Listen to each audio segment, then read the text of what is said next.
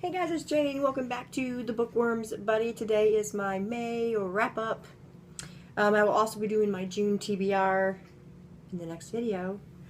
So, I did not do too badly at all. The beginning of May was just really busy for me because my birthday and then Mother's Day, and we were doing a lot of running around, and I felt like I was a little behind, but I think I caught up. There was a couple books that I didn't get read, but they were replaced by two other ones, so I gotta quit doing that. Let's just get started. So for the first one, as everybody knew, we did the Dracula read-along, and I was pleasantly surprised by this book. I thought it was really good. I think I rated it 4 stars. I loved the characters. I loved Jonathan. There was a couple parts that seemed unanswered, but overall it was a good read for being back in the 1800s. I had a few reservations about actually reading it because, you know, since it was back in the 1800s, I figured that I was going to stumble on the grammar and stuff like that. There was only a couple parts that really bothered me, and that was when there was accents wrote in for a couple characters. I stumbled on that a little bit, but other than that, it was a good read. I really enjoyed it. The next one I read was Incarnation by Emma Cornwall, which was also part of the read-along, but I don't think anybody else read this one, just me, and I really, really enjoyed it. Reading these two books really brought back the love of vampires for me, because I was getting a little bored with them all being the same thing, so this really helped in that respect. This book was fantastic. I love Lucy's character in here. It was fantastic.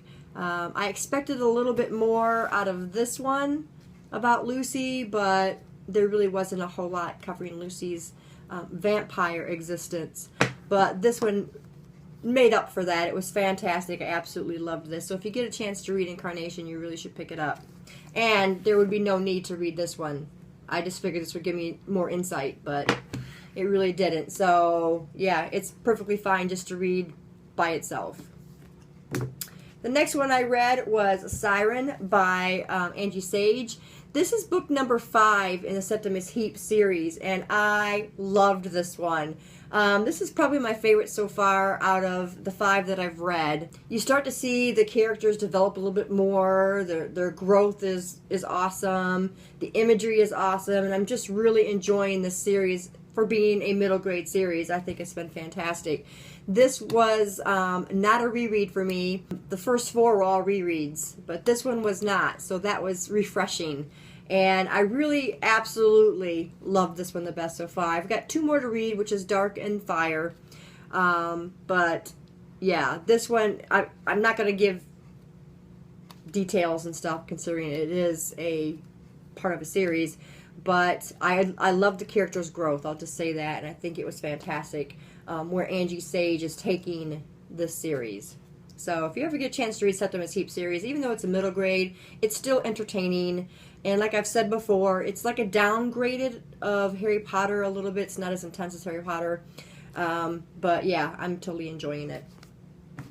The next one I read was Silenced by Danny Petrie. This was a review book that I got from Bethany House, so I had to get this one read, and it was decent. I think I rated it a 3 out of 5 stars, maybe a 3.5. This one I rated a 4.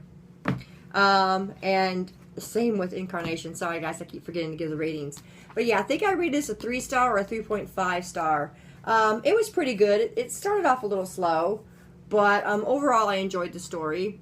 This one was a girl was going mountain climbing. That's their big thing, is mountain climbing, and she discovers a dead body that's laying up on a ledge of the cliff. And one thing that I didn't really understand was why she was involved with the investigation, because she's not a detective, she's not a cop, she's just a mountain climber, and she knows lots of other mountain climbers. I don't know, but she was there at interrogation, she was there just for all kinds of stuff, gathering evidence and stuff like that. And I couldn't understand why she was involved because she wasn't a cop. So that put me off a little bit.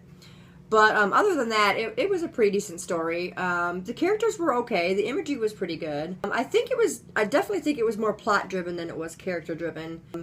But it's definitely worth the read. And this was actually book number 4 in the Alaskan Courage series. But You know, you can read it standalone, obviously I did, but there's other parts of the characters' lives in the first books that you kind of miss out on, so it would make the story make a little more sense, I guess. So I'm definitely going to check into reading the first 3 books to the series. The next one we read was The Empty Chair by Jeffrey Deaver. I rated this a 3.5 stars out of 5. I think I'm starting to get burned out a little bit on The Empty Chair, and I believe I did a review on this. And if I did, I'll link it down below in the description bar. But I'm going to take a little break, I think, from the Lincoln Rhyme series because I'm getting burnt out. And I don't feel like the characters are really progressing. And I had a difference of opinion on where the author took Amelia Sachs, and that kind of bothered me. So the storyline was great, but there was just those few little things that are nagging at me, and I don't know where I stand as far as reading the other ones. I just know I'm going to take a break. I don't know if I'll get back to it or not because things were a little weird for me in this one. But overall, the mystery and everything was great. In this one, I have to remember, there's a boy they called the Insect Boy, and he was accused of murdering this guy and then kidnapping 2 other girls. And the story moves on from there. But I will link to my original review on this book. The next one I read, which was a big boo-boo. I don't know why I even chose this one. I chose the wrong book out of series. It was supposed to be The Gift. But I read The Fire instead. This is out of the Witch and Wizard series by James Patterson. I loved the book. I think I rated it a 4.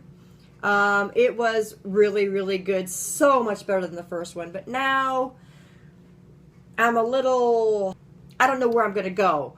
Because I skipped The Gift and I didn't mean to.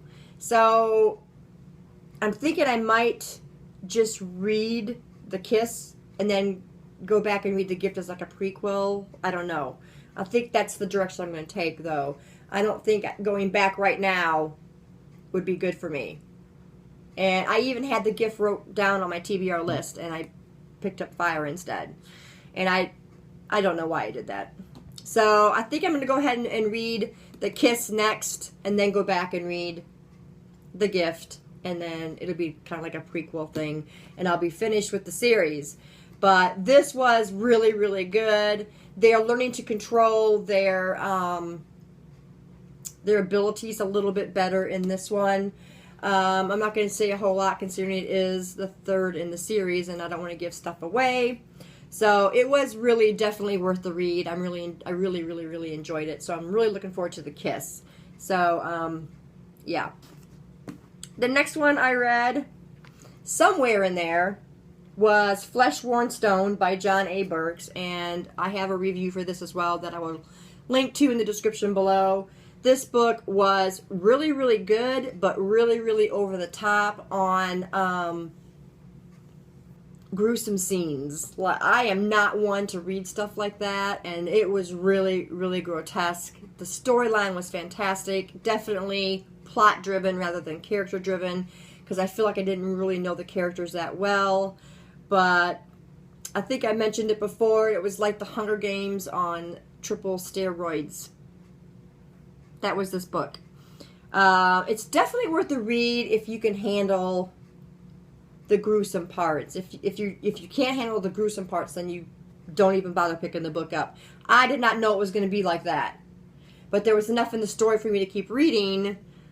I think I rated it a 3.5 out of 5 just because it was so over-the-top gory. But I am going to read the next one. I think it's like $3.99 for Kindle. And, yeah. So if you can handle that stuff, it's a pretty good read. If you can't handle that stuff, then don't even bother picking it up. So, yeah. Flesh Worn Stone. Okay, and then next for me was Man and Boy. This was actually pretty good. I think I rated this, I want to say I rated it a 4, but I'm not sure on that, so don't quote me on that. But this is about a man named Harry, who is married, has a son. The relationship is great, but he's approaching his 30s, and it's a big deal now because he's going to be 30, and he makes a mistake, and it just changes everything in his life. Everything is ruined, and yeah, I'm not going to say anything else because I could just keep talking and give away a ton of stuff. So Harry has a nice family. He makes a mistake. All hell breaks loose. And that is that. But it was pretty thought-provoking. And I love to watch the relationship between him and his son. The decisions that he ends up having to make in this story was pretty heart-wrenching. So definitely worth the read. You should pick it up. I think it was a 3.5. It may have even been a 4. I don't even remember because it's been a few weeks since I've read it, or a couple weeks anyway. So yeah, definitely worth the read. And then the last one I read was Extinction Machine by Jonathan Mayberry. Oh my goodness. Absolutely loved this book. I think it's probably my favorite out of the series. I'm going to have a full series review coming up for you guys, so stay tuned for that. Plus a surprise giveaway. So yeah, stay tuned for my series review. So I'm not going to say anything right now in this, but it's a must read. This is actually book number 5. Yes, book number 5. Book number 6, Code Zero, just came out in March. I don't have it, and I was sad because this was over. Joe Ledger is my favorite character. He's got to be overall my favorite character that I have read. So yeah, I'll get more in depth in this series when I do that review. And that, my friends, is all the books that I read for May. If you've read any of these books, let me know. I'd like to know what you think of them. If you would like a more in-depth review of any of these books, let me know, and I will do a review on them. But thanks, guys, for staying tuned, and I'll see you in the next video. Bye.